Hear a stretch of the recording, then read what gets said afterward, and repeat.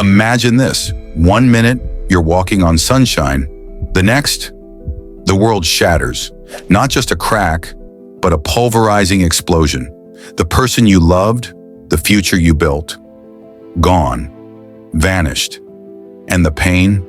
It's a physical thing, a cold fist clutching your ribs. This is the hidden psychology of breakup recovery. And the craziest part? Most people get it dead wrong. Why does it hurt so much? It's not just heartbreak. It's a complex cocktail of biology, psychology, and raw emotion playing a cruel game inside your head. Think about it. You invested time, energy, maybe even your entire future. Now it's ripped away. The loss feels absolute.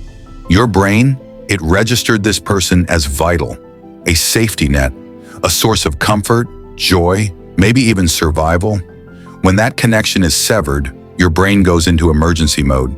It screams danger. It feels like falling, a sudden plunge into uncertainty. The chemicals that kept you feeling good together, dopamine, oxytocin, serotonin, they plummet. Suddenly, the world feels gray, heavy, unbearable. You're left with a chemical void, a gaping hole where happiness used to live. But it's deeper than chemicals. You've built a life, a shared history, inside jokes, future plans, intimate moments, all gone. This is a loss of identity. Who were you to them? Who are you now? The confusion is paralyzing. It feels like a part of you has died. You walk around feeling fragmented, incomplete. This is the psychological disorientation of losing a core part of your self-concept. And let's not forget the investment. Years, maybe decades poured into this relationship. Shared experiences, built-in comfort. Now, it's like losing a limb. The phantom limb pain is real here. A constant, nagging ache reminding you of what you no longer have. You look at your home, your routine, your friends. Everything screams their absence. The world feels alien, unfamiliar. But here's the twist. This intense pain isn't just random suffering. It's a signal that you valued deeply, that you loved fiercely. Even if it hurts like hell right now, what happens when you try to navigate this? Most people rely on cliches. Time heals all wounds. Just move on. These are empty words. They ignore the raw, powerful forces at play. They dismiss the intensity of your pain. In trying to ignore it, pretend it's not there?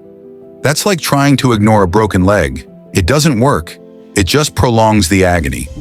You might find yourself replaying conversations, the fights, the good times, over and over. Why? Your brain is desperately trying to make sense of the chaos. It's searching for answers, for reasons.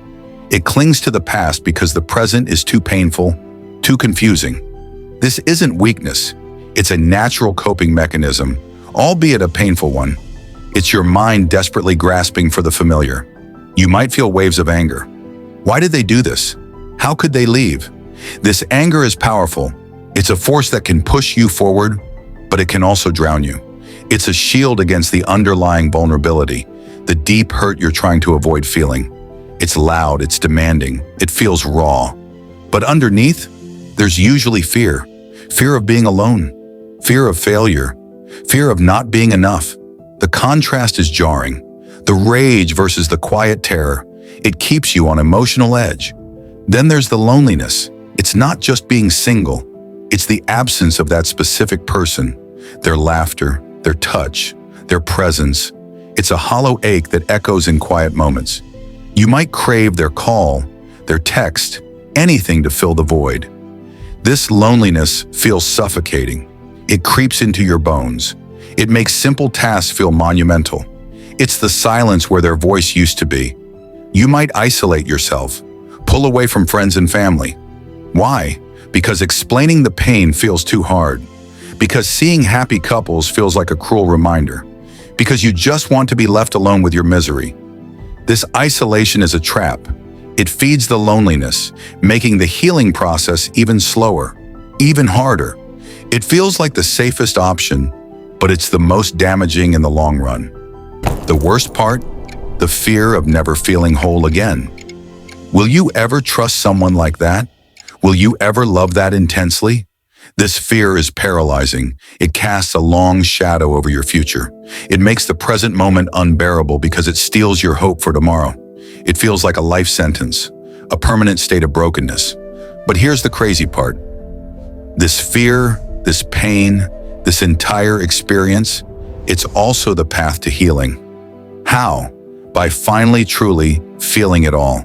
By acknowledging the chemical storm in your brain, by honoring the loss of identity, by grieving the investment you made, by allowing yourself to feel the anger without letting it consume you, by facing the loneliness instead of running from it, by reaching out even when it's the last thing you want to do. This isn't about getting over them. It's about integrating the experience, learning from the pain, understanding what you truly value in a relationship.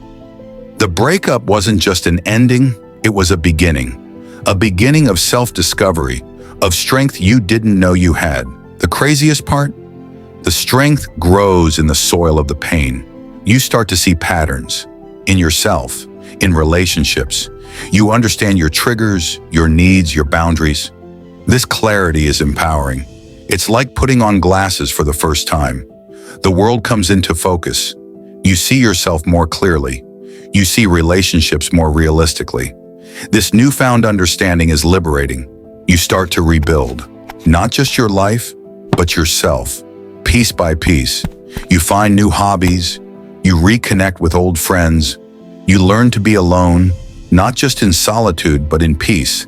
This rebuilding feels slow, incremental, but it's happening. You're not just surviving, you're cultivating a new sense of self. The phantom limb pain, it lessens. The chemical void, your brain finds new ways to fill it. The identity crisis, you redefine yourself on your own terms. The loneliness, it transforms into a quiet independence. This transformation is subtle at first, hard to notice, but it's real, it's powerful. You might even find yourself having moments of joy again, a laugh that isn't forced, a smile that reaches your eyes. These moments feel precious, almost foreign, but they're proof that healing is happening, that you can feel happy again, that the future isn't just pain. This flicker of joy is the light breaking through the darkness. The fear of never trusting again, it starts to fade, replaced by a cautious hope, a willingness to be vulnerable again, but this time with more awareness, more wisdom. This shift is profound. It means the pain didn't break you. It made you stronger, more resilient, more ready for what comes next. Breakup recovery isn't linear. There will be good days and bad days, relapses into pain, moments of doubt. That's normal. It's part of the process. Don't beat yourself up for having a bad day. Acknowledge it, feel it.